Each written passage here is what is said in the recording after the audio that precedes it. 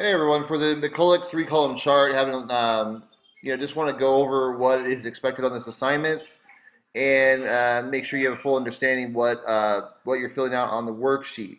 So the first thing you're going to do is you're going to pull up the video, and what we're talking about here is the division of power between like states and the central government. The central government would be like Washington D.C., where you have senators and congressmen, and it represents all the different states. And it's the federal government.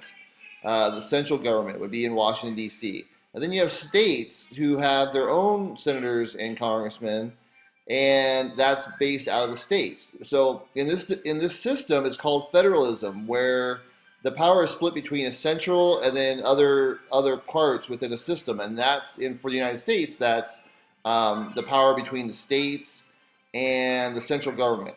There's 50 states, and the 50 states have certain powers. They could do things that they have responsibilities that the federal government doesn't have, and the federal government has things they could do that the state government can't do. So, for example, the central government, in Washington D.C., the United States of America, the central government, that would be like the federal government, they have the power to declare war, and they could coin money, they could make money, and they could do peace treaties and have peace treaties with other countries. States can't do those things, but the states have their own powers. They have the power to they have control over education, and they have control over laws within their own states, that they can make their own laws within their own states, as long as they don't override what's in the Constitution. So the state and federal governments have certain responsibilities, and then they have also shared responsibilities, and all these things are listed in the Constitution. Okay, so the first thing you do is you're going to watch this video, and it says federalism is the division of power among the local, state, and national governments. Then watch the following video. So watch McCullough versus Maryland. And depending on what kind of computer you have, you're going to be using QuickTime, Real Player, or Windows Media. For me, I have a Mac right now. If I click on, like, for Real Player is not working for me, so I'll click on, let's say, QuickTime and see if that pulls up. So QuickTime works for me, and then the video starts playing. Okay, so you might have a different one. It just depends on what you have. You might have a PC and Windows Media. If you have Windows Media downloaded on your computer, you click on that. I would click on large, and it will show up, and you could watch video. So I would try the 3 different ones depending on what computer you have. If it's not working on your computer, I mean, you should be between these 3 different things. You should be able to. One of these should work for you. All right, on your computer. If not, you could go into the lab next week and watch a video in the lab, or go to your local library and watch the video there, or on a friend's computer. Okay, so then we go back, and you also open up, after watching the video, you open up the McCullough worksheet.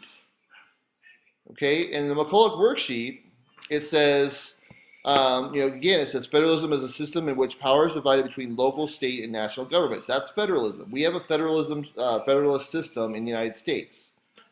It's not just democracy, it's federalism in the United States.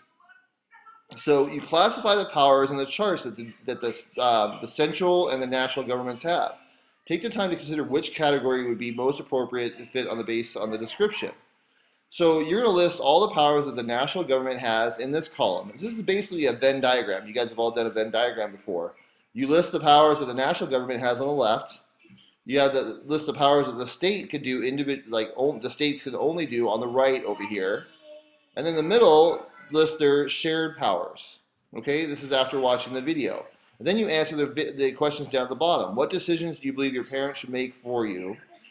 Okay, it's going to talk about, so basically it's comparing the division of, the kind of like the power, the shared decision making in your own household is they're comparing to federalism. Like your parents they're comparing your parents to the central government, and you would be kind of like the state government.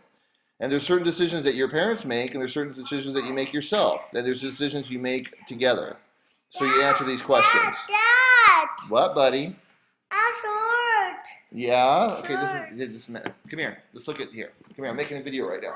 This is my son. Yeah. Okay, we'll get the sword in a minute. I'm going to finish this. All right, sorry, guys. So that's my son, Max. All right, so hopefully this helps you out and tells you, what you need to do.